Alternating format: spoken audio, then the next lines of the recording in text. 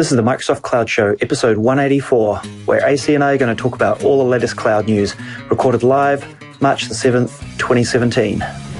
ShareGate makes it easier for organizations to adopt and use the latest Microsoft productivity tools, helping millions of users be happier and more productive at work.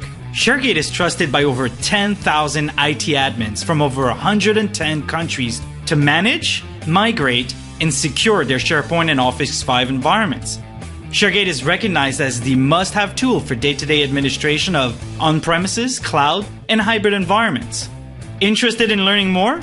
Check us out at ShareGate.com to learn how ShareGate can make you more productive. AC. CJ. How you doing, mate? I'm doing okay.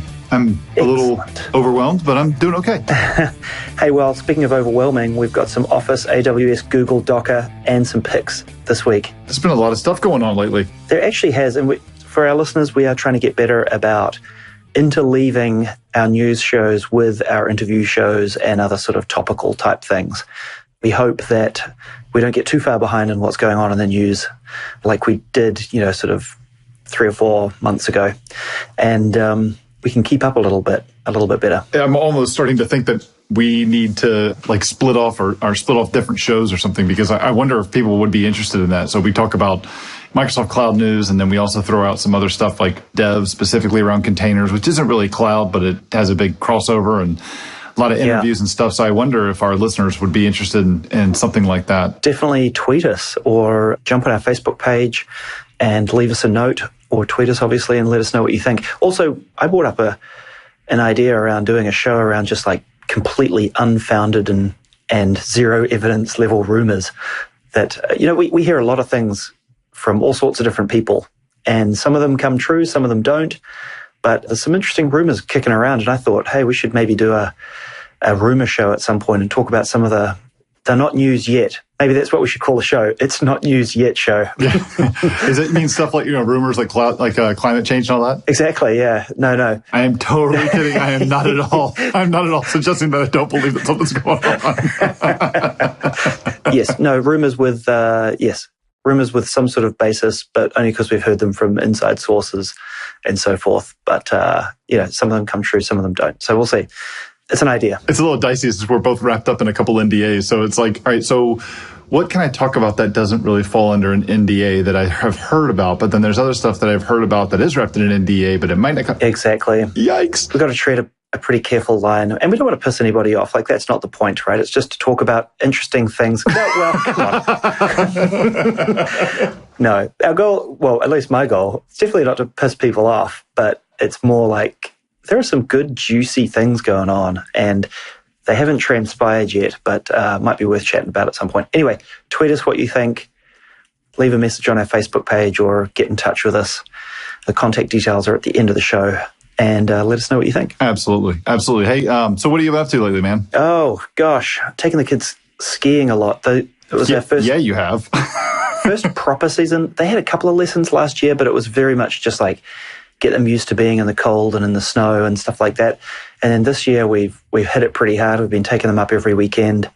They've had lessons in the morning, and then we've taken them skiing in the afternoons. And man, oh man, if there's one, I used to skydive quite a lot, and people thought that was terrifying. There's only one thing more terrifying than skydiving, and that's watching your kids ski. because it makes me so proud to see them absolutely gunning it, but also terrifying. All I see is a bag of skin and bones flying down the hill, right? and they're getting really good, and it was super fun this year, and we've had a blast. So that's what I've been up there this weekend, and probably taking them again, and they've been having a great time. I highly recommend it. Yeah, I would love to do it. It's not very accessible for where I am, but a little bit further of a drive. Yeah. How about you? What have you been kicking around? I've been going with the liquid water approach, where our kids are on a year-round swim team. Well, actually, they're on 2 swim teams, one for a summertime swim team, but then a year-round. And the year-round, we had a big swim meet, 2-day swim meet this past weekend. It is, it's not terrifying like what you're dealing with. It's exhilarating. But I'm a race guy. I know you're a race guy. I love the speed. I love competition. And I have absolutely fallen in love with the sport, with the competition swimming, because while you are racing against other people at the group that we're in or the age that we're in, it is all about really racing to acquire points for your team. And you're always just trying to do better than what you did last time. And so, I think my kids had individual events. I think that they had something around 10 events that they swam over this weekend. And I think each one of them, of the 10 events or 8 events, one of the two, probably 80% of them, they set PRs. My son set a PR on one from like a 2-minute race. He knocked 14 seconds off of it the last time he raced it. So it's fun. Awesome. Cheering on his friends and hanging out with our different swim families that we're friends with in our neighborhood. It's a lot of fun. So that's that side. The other side that's been busy is I am finally getting very, very close to publishing the starter edition of my my Mastering the SharePoint Framework course. This isn't going to be a lot of like how do you build web parts. This is going to be more of introduction, dev tooling, and all that stuff. It's taken longer than I wanted to get it up and running, but I got bit a couple times on, when they did releases and the APIs changed and I had to re-record stuff. I finally said, you know what? I'm not going to record anything until they go GA. So I planned a lot for it. I've recorded a bunch and now I'm kind of hitting my stride. So I'm getting new platform and everything. It's going to be interesting to when I go through and push this out for the first time. I'm a little hesitant trying to nail it. I really wanted to publish it this week, but probably by the time this episode comes out, I'm about a week away publishing at about middle of March. We're going to go on vacation for a week next week, and I wanted to make sure that I didn't publish and then run out the door and have an issue pop up. But yeah, fair enough. Yeah. Hey, that actually leads us into a really good first topic. Ta-da! So this is a news show. We're going to cover some news from Office, AWS, Google, Docker, and then we've got a couple of picks at the end.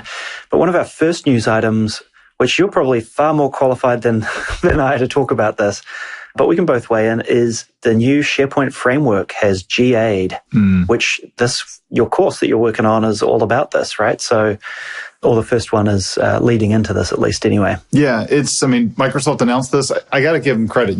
They announced this back on May the 4th of last year of 2016. They shipped a developer preview initially in the late summer, early fall of 2016. I went through, I think, 6 different dev preview drops. They did a release candidate. Strangely, it was release candidate 0. I think that we all thought that was release candidate 0 because they needed room for potentially 10 release candidates and they didn't want to go into double digits. But apparently release candidate 0 means there's 0 more coming, because then they went straight to GA on, I think it was February the 23rd is when they went GA. So there's some interesting things about it. They, the week before they talked about some roadmap-y kind of stuff. I'm happy to see that they followed through with it. It's done. I'm interested to see where they go with it as well.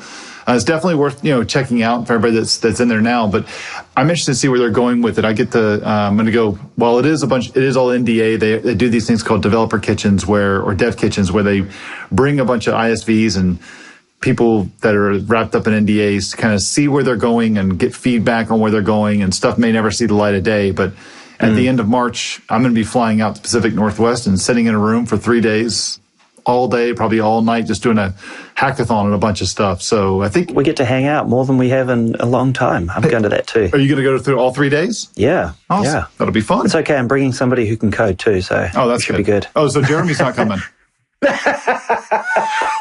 Oh, the burn. Love it, JT.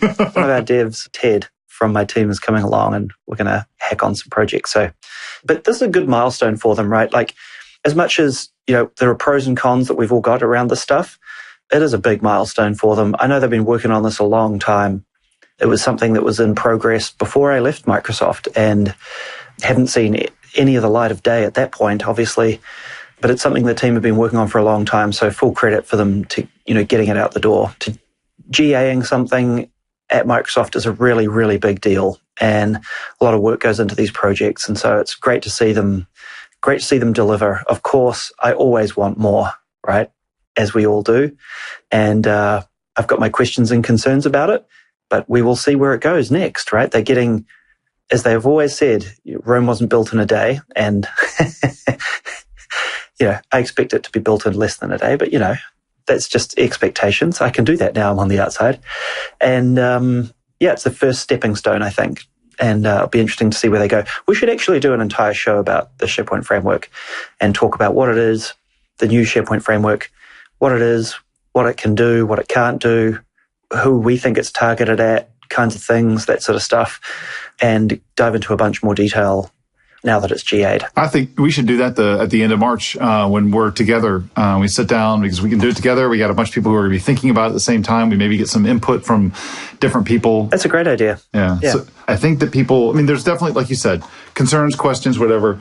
I think that when you distill it down, the team said what they wanted to do. To me, the SharePoint framework, I did an interview recently with two guys in SharePoint podcasts that you can check out on my site, on my blog, if you want to listen to that. I think, to me, the SharePoint framework, very simply, is one thing. It is a way to take the customizations we did with the content editor web part or the script editor web part, package them up, and deploy them and ship them in a reliable way. Done, period. That's it. It doesn't do anything else. That's all it does. And it's primarily for enterprise developers, not for ISVs right now. ISVs could do it. You could build it. You could package it up and sell it, but you don't have a store model or anything like that. Where the team wants to go with it from there, let's see. I personally love the approach of embracing the client-side dev and giving people a way to go through and ship it. There's some implementation things that, of course, if I were king, I would do things differently, just like everybody else would as well. But credit to them. They said what they were going to do. They did it. They shipped it. Now let's see where else they go with it. So congratulations on them. Yeah, absolutely. I'm looking forward to seeing where they take it. I got a special spot in my heart for SharePoint still to this day, after having worked on it for many years, and so I'm keenly interested in seeing where they take this. Cool.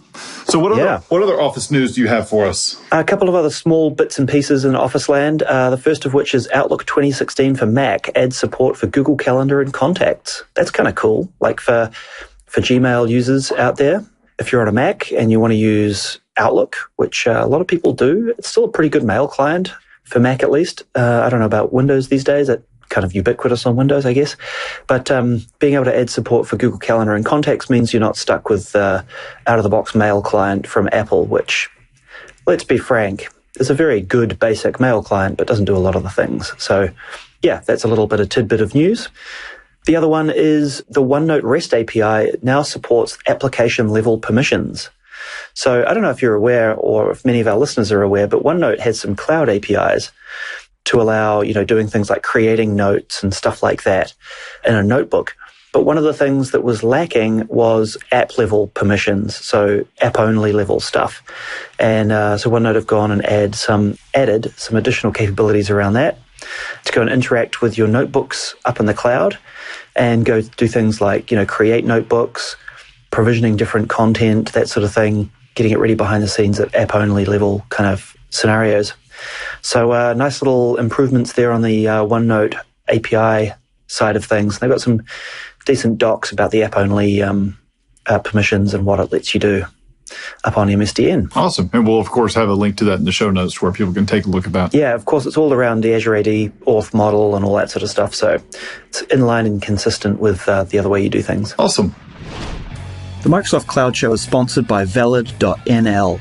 Valid's motto is stay ahead. Its mission is to enable its customers to excel in their business through the innovative use of IT. Valid is always on the lookout for new colleagues. If you're interested in all things happening in Azure, whether in infrastructure, SQL Server, Office 365, Power BI, SharePoint or .NET, look them up on valid.nl. I am going to pivot away from Microsoft, and I'm going to talk about basically the day the internet died. Wait, let me guess. S3. It was S3, and strangely enough, it was on my birthday, too. I was actually in the middle of a podcast with two guys in SharePoint. I was in the middle of an interview, and I started getting texts from people like going, hey, your website's all screwed up. It's all funky. So, of course, I go over to the site while the host, Alistar, was speaking, and I look at it, and I see my site looks like complete garbage. And after a few minutes jumping straight to the dev tools and looking at all the things that are happening, getting a bunch of errors, I'm like, it's all coming from one domain. It's a domain that I don't own. So, of course, the stress level drops tremendously. And then you realize, oh, look, it's a CDN. Oh, that CDN is hosted by AWS. Let's go over to Twitter. Oh, look at that. Twitter's on fire now. So the way I saw this is I saw something on Twitter. And I was like, ooh, AWS issues, interesting. Let's go take a look at that. So I looked at the status page on AWS, and it was all green. And I was like, what? That's all good. And then I was turning around, joking with a guy at work, and we're like, wouldn't it be interesting if they couldn't update the status page because AWS S3 was down? Hey, sure enough. That's what happened. That's what happened. So we were laughing, like, wouldn't it be funny if like the red emoticon or, you know, the flag or whatever was hosted on S3? That's why the red flags wouldn't render. And pretty much that was it. But yeah, bad day for AWS. This was really interesting. You know, and I don't want to pick on AWS because I think that this could have happened at any of the different clouds. This could happen anywhere. When you see a big disaster, whether it's a plane crash or whether you see it's a company had a major issue or big catastrophes, it's generally a series of things that happens. And it also is combined with the other aspect to it is it's a failure of an imagination or lack of imagination for something to happen. And so the technical side of what happened, first of all, AWS was unavailable. It was the AWS US East 2, I believe, region in Virginia was the one that got hit and effectively was offline. S3 couldn't do any HTTP gets or puts or deletes. Basically nothing was working. And it was a really big deal because a lot of systems at at AWS rely on S3 as their underpin. Just like at Azure, a lot of things rely on the Azure storage. And so a lot of companies also were affected by this outside of AWS. But what happened was a engineer was manually entering the steps in for a playbook. He fat-fingered something, or she fat-fingered something, probably a he. The men are the ones that make these kind of epic mistakes. And it basically took off a significant portion of their storage capacity all at one time. And AWS is designed is built for failures and all that kind of stuff to be able to deal with those things to be able to respond to them. But it wasn't effectively set to, you're going to lose a significant amount of capacity. When that happened, it also lost indexing. It also lost the ability to allocate additional storage. That went down as well. It took an hour or two for them to bring that back up. Once that back up, then they could bring back the allocation of storage and the indexing. Then they could do gets and then they could do puts. So it took a while to come back, but it was really interesting to see kind of, not only their status page was based on their own service or hosted their own service so that when their service went down, they couldn't update their status page.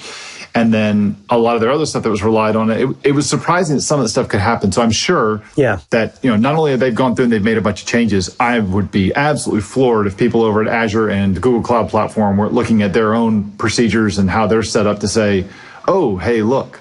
AWS even said in the postmortem that we'll put on a link on the show notes that they said, we hadn't tested this scenario before because it was such a big deal that we just hadn't tested for it. And I mean, even Netflix's Chaos Monkey, it didn't even account for it, or the Simian Army, they didn't even account for it. And Netflix went offline as well because of this, because they're hosted, strangely or ironically enough, they use Windows, but they use it on EC2 VMs and AWS. That's right, yeah.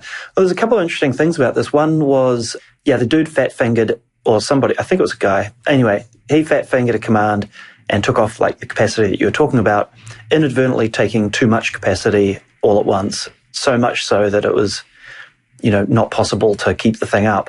But what was really interesting was it basically resulted in them having to effectively reboot S3 in that data center. And one of the things that typically happens when you reboot a big-ass database, right, is there's a whole bunch of consistency checks that happen on things like indexes when they come back up. And apparently that's what took 3 hours alone, was like a consistency check or some sort of index check on the database or on the index that they use.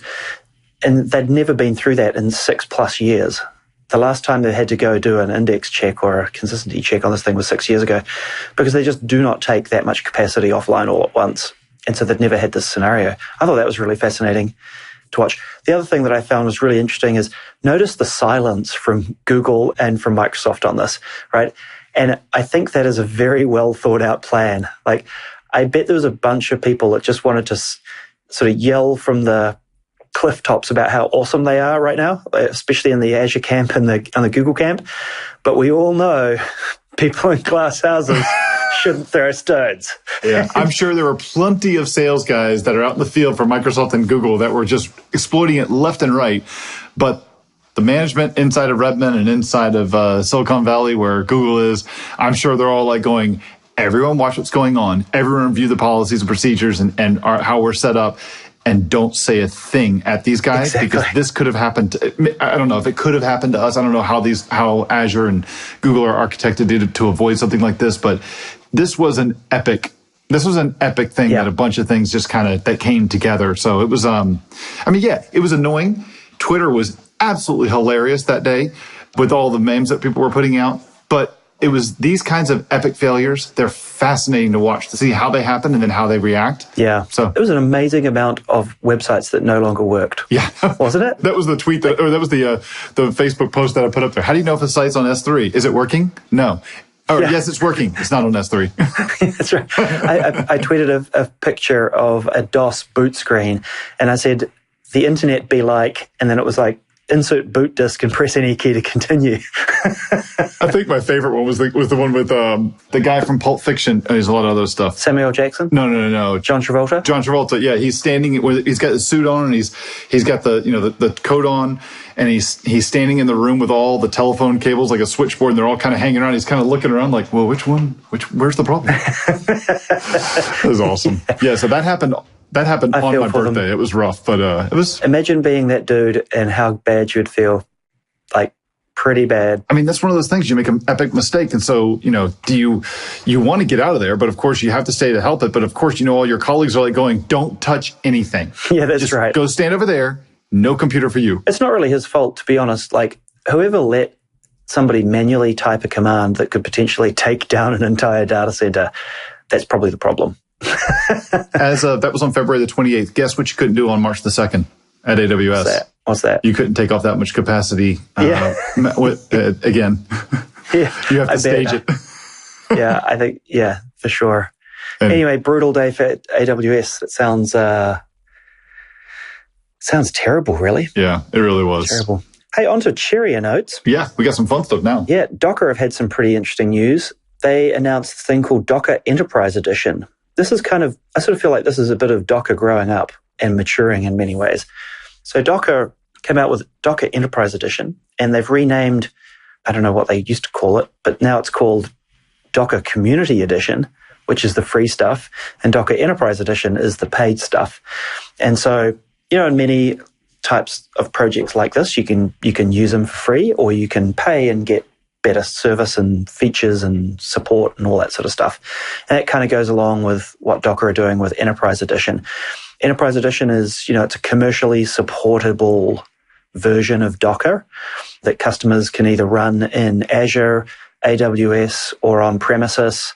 And Docker will obviously do, fixed support for it, service and support for it, things like that. And they've sort of streamlined their release process and versioning and all that sort of stuff that goes along with it.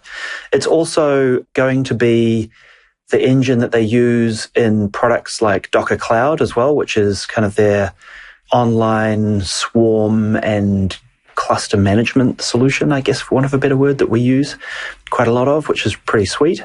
Enterprise Edition comes in 3 versions, Basic, Standard, and Advanced. And Basic is basically just the basics, getting containers and stuff up and running on, certified infrastructure with support from Docker. Standard adds image and container management, LDAP and AD user integration, and role-based access control for Docker Data Center. And Advanced adds Docker security scanning and continuous vulnerability monitoring. So that's about, being able to point it at images, container images, and make sure that they don't contain known vulnerabilities in various Docker layers and things like that. But Enterprise Edition is a paid product, and so it's going to cost you. But the Community Edition is obviously still free, and you'll still be able to use that as much as you like. But it's a paid thing, but I think that it's also a really good thing for the industry. While a lot of people, I'm sure, will be a little frustrated with the fact that, hey, there's now a commercial thing that I have to pay for, which I know you don't have to. You can do the community one, and you go basically, which means you're going to run it and support it on your own. But I'm sure there are plenty of businesses out there, plenty of enterprises and Fortune 500s that they simply won't buy something or they won't use something in their stack unless they have a support contract that they can back it with, and they can pick up the phone and call somebody for help with expertise. So exactly, I think it's a great thing for Docker and containers as far as the technology goes and the business to have someone, the people behind Docker, be standing behind it to be able to help you. But also it's great for Docker because that's a revenue stream for them. It's funny because you see all the stuff with all the stuff that they've been doing with Docker recently. And I know I've shared one of these links with you, and he did another one recently. I think his blog is the HFT guy, the high frequency trading guy. And he looked at he does a bunch of serious compute stuff, and they were looking at using Docker and a couple different things for using Docker in production for some really, really sensitive and high demanding workloads. And I know he did an update to his blog post, his review and stuff, and they basically decided that Docker was not for prime time. It was a bad technology and all this stuff. I read his stuff and they're like, yeah, it's funny you say that because there's so many people that are on the opposite side of that. And some of the assumptions that he was making about, I know he was complaining about, oh, you lose volumes in storage, so putting data inside containers, like, well, yeah, you're not supposed to do that. They're like, it's like you don't store data inside your VMs. You want to get that off onto like cloud storage or more resilient storage instead of having it inside of some sort of a layer that you may not be able to get access to. But it was really cool to see them do this. And it'll be cool to see the news that comes out of DockerCon. I guess that's coming up in the next month or 2 or 3 out of Austin, Texas, coming up soon. Yeah, that's going to be really interesting to see. I guess they're going to talk a lot about this then, and we'll learn more. But as far as Azure goes in particular, this is going to be the version of Docker that when you spin up a swarm in Azure using Docker for Azure, I think it's called now, you'll get this. So this will be what's provisioned. Very cool. But like I said, it's paid, right? So you've got to go, it starts at, well, free for Community Edition, obviously, $750 for basic, $1,500 for, what do they call it, standard, and $2,000 a year. Sorry, that's per year for Enterprise Edition. So I'm guessing that's per node, right? Probably I think it's per node or possibly per swarm. I don't know. It doesn't actually say on their pricing page. It's kind of confusing. So those are annual prices that you just quoted. Yeah, exactly. Annual. So basic is $75 a month, $150 a month, or $200 per month if you want to pay per month, obviously. Gotcha. Cool. Yeah. So that's kind of, I guess Docker growing up, for want of a better word, right? Yeah, definitely. We also have some more Docker news from Docker Cloud. So Docker Cloud, like I mentioned, is their online service for managing Docker clusters, whether they be in AWS or Azure or on your own hardware somewhere. We use it a lot for our orchestration and management of our Docker installations, and we run production and stage and development environments using it. It's really cool. They've now updated their cloud service with Swarm, so you can provision new swarms straight with AWS or Azure using Docker for AWS or Docker for Azure directly from Docker Cloud, which is really, really cool.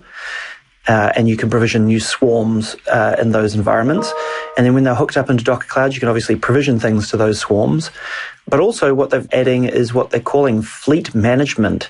So this is the ability with your Docker ID to manage a number of swarms wherever they happen to live, whether that be in AWS, Azure, or on your own stuff, and connecting them in. And they've even gone so far as adding swarm management into the Windows and OS 10 or Mac OS Docker applications. So you can connect your local Docker agent to one of those swarms running in AWS or Azure or somewhere else on your local box and develop against those as if they were, the Docker machines were running on your local box, which is pretty sweet. So this means you could go provision a swarm off in Azure, have it running up there, and on your local Mac OS box, connect to that swarm and start managing it and start using, Docker commands on the command line like Docker info or Docker PS to get the containers running, all that sort of stuff, just like it was running on your own box. That's really cool. That's very cool. That's surprisingly complicated to get working from what I hear, and pretty awesome. Pretty awesome they got this done. Yeah, there's a lot of big updates. This will be, I guess I just looked a little bit farther in. Looks like we're about a month away from DockerCon, April 17th through the 20th. So we'll have to have some special coverage on that show, that conference that's coming up. Yes, that sounds really good. We should definitely cover that. It'd be interesting. Yeah, love to dig in. So that's it for Docker. Awesome. I have what do you got? I have 2 bits of Google news that are I'm going to do the more software side first and then the IaaS side. These are coming straight from the Google Cloud platform that will keep these kind of quick. So the first one is a new product from Google Cloud Platform, GCP, called Cloud Spanner. So, no, it's not what you think. No, Spanner is a euphemism for a stupid person in New Zealand. Oh, is it really? Yeah, you say like, oh, you're a complete spanner, means like you're a bit of an idiot. I thought you were referencing the AWS thing. Oh, right. No. AWS could have done with a couple of cloud spanners the other day. Yeah, that's true. Yeah, so Cloud Spanner is this is a really bad name because they do a really good job for the names of all their other products, it seems, except for this one, because now I really you can't tell what it is. This is their relational database cloud solution. So in the past, they have generally only had table-based storage option, a NoSQL-based storage. And now what they have, they had a paper that they wrote, a research paper they wrote back in 2012, where they kind of explained how the whole thing would work. And then they put this together, and now they have their globally distributed relational database service that lets customers have their cake and eat it too. So you get ACID transactions, SQL semantics, all without giving up the horizontal scaling and high availability. One of the things that I find really interesting about this model compared to what Azure offers with their SQL Server, Azure SQL Server, and what AWS does with their relational offering is that you don't pay for capacity. You pay for consumption. So, and with Azure, with SQL, you're going to build more on having, you have to build almost the size of the database which you're looking to get, not just the compute power. With this, you only end up paying based on what you end up using. You do pay also based on what how much power you want. So how heavy load your database has. So you can have it perform faster, but you don't have to pre-allocate space and stuff like that, which you kind of get limited on some of the stuff with SQL Server and Azure. You get, a certain size database for these features and then this size database with these features, different payment model.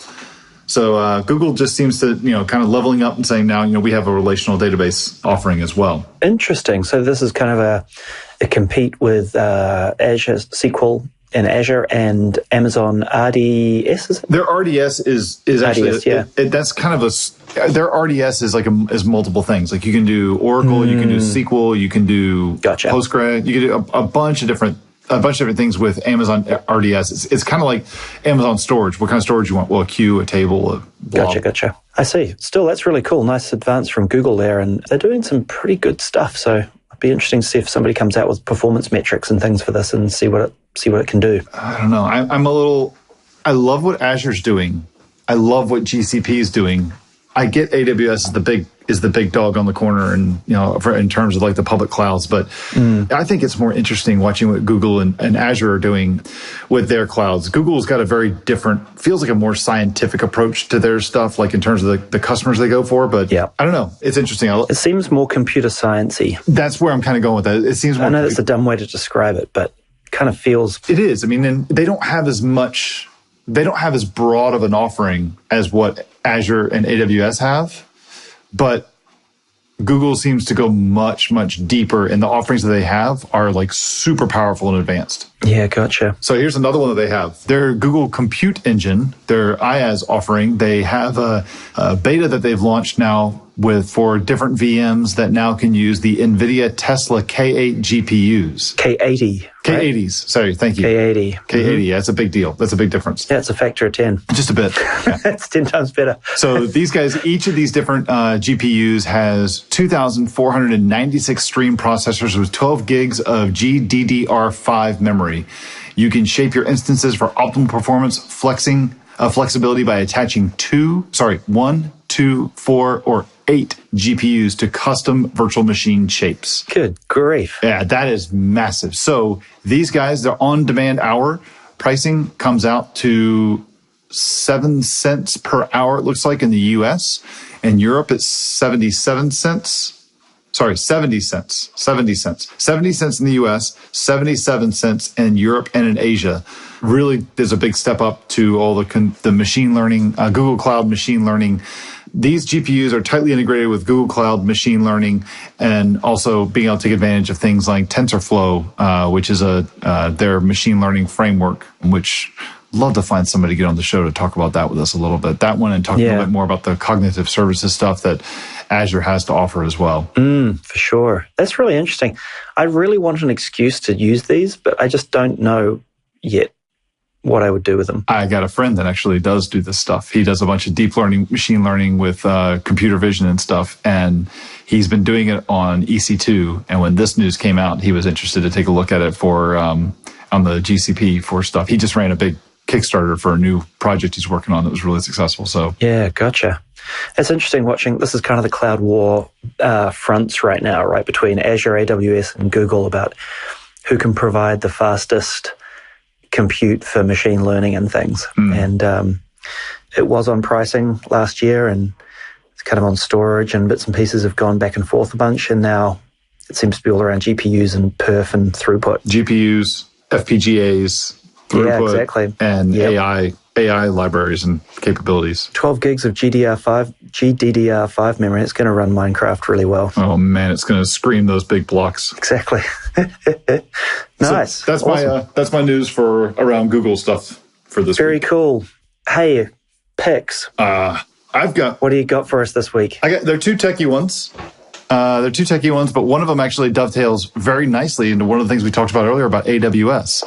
There is a article, I thought you might be interested in this based on what your goals were this year. A company called Spire Labs, they are using Kubernetes for their entire stack. They are hosted on EC2, which is all the data storage for EC2 is on S3. Gotcha. Tuesday, February the 28th is the day that AWS AWS S3 on the East US when that died. And they went out and the CEO or the CTO blogged about his experience the day after of the whole thing and said, you won't believe this, but thanks to availability sets and Kubernetes, we didn't believe the fact that we were watching everything going, completely catching on fire. And we knew that all of our stuff was hosted in the same data center where S3 was having the problem, but we never saw a problem. And that's because they also had availability set up to where they had some capacity on the West Coast, and Kubernetes immediately detected the problems and started spinning up pods and transferring traffic from East US over to West US. And when they started, they didn't believe any of their dashboards, and they started going and looking at it when they first started noticing the problems, and they finally went into the Kubernetes dashboard or whatever the equivalent is to be able to see where all their pods are running. They could see S3 had been working for, I think, like 20 or 30 minutes, had been working on already going through and redistributing their workloads away from the data center that was having the problems. It was still in the middle of doing it, but I mean, they even went in and started trying to log into the machines and everything because it looked like, even though their applications were running just fine and Kubernetes, everything was just fine, they almost didn't believe it. That's really cool. I'll definitely have to read that. That's fascinating. Yeah, it worked exactly the way it's supposed to. It just redistributed things around. They didn't miss a beat or anything. Well, it's amazing how many sites went down, right? And how many people don't have multi-data center redundancy. So yeah, that'll be a really interesting article to read. Well, until the last few years, I think it was really hard to implement that stuff. So having this makes a big deal. Yeah, real big difference. The other one I'll throw in there, a really quick link, and I'll throw, this could turn into a huge discussion here, but so blog post here about a guy that said why I left Mac for Windows, and he kind of ranted on and on about why he likes Windows more than Mac now. He was a Windows guy. He switched over to Mac back in 2013. Funny, about the same time I did with my laptop, and now has gone back. So only at home though, right? Not at work. He's still a Mac guy at work. Yeah, I would love to kind of just have this discussion, go back and forth, because you and I have talked about this a lot offline, off the show. And so it'd be fun to kind of go off and do a little geek out on talking about Mac and Windows. The main thrust of this article was how you can survive as a node developer now on Windows with the Linux subsystem and the tools and things that are available, and how far it's come along since days of Windows 8 and stuff like that. So I thought it was a pretty good article. He focused quite a lot on that dev side of things, which, your mileage may vary and it might not be applicable to you, but yeah, I thought it was a good summary of things. Yeah, definitely good. Yeah. That Unix subsystem thing was the big piece for him. So yeah, exactly. Yeah. I'm definitely going to try it out more. I got a Windows machine on my desk at work and a Mac, so I switch back and forth a bunch every day. And I got to try some of those things out of Windows. I may be tempted. I got a couple of picks. Go for it. The first one is for the man who has absolutely everything and you have no idea what to get him. And I say man because only a man would be this dumb. It is called an ice ball maker, and it is a $499 US block of aluminium, I think, or aluminum for those in the US, and it makes 2.75-inch ice balls by basically pressing a square block of ice, and it pumps out a perfectly spherical block of ice. Now, if you're like me, you like your ice. And it is a bizarre obsession that I've got for no reason whatsoever other than I find it fascinating. I completely agree with you on this statement. I have absolutely no need for this and absolutely no desire to spend $500 on something, but I am strangely fascinated by how this would work. So if you've got one and you want to let me borrow it, get in touch because I'm not going to spend $500. But anyway, it blows my mind that you can, this is the way real bars make their ice balls, right? Or they hand chip them and sort of origami style. Like it takes a long time and it's hard work and it's crazy. But anyway, and the idea is that they melt slower than cubes and all that sort of stuff. Plus they just look, I think, ridiculously cool. I know that you're like, just get me straight to the booze. No. And without all of the ice preparation. But I've been fascinated by the whole clear ice thing. And now I want to make a clear ice and perfectly spherical ball. Yeah. Anyway, so that's my first pick. You're being very good about not mocking me to death, AC, which I applaud. But I think it's interesting and funny. I'm not going to make fun of you to each their own thing. People think I'm crazy for keeping fish and fish tank and everything, but I can appreciate it. It's not for me. That's all I'd say. Yeah, fair enough.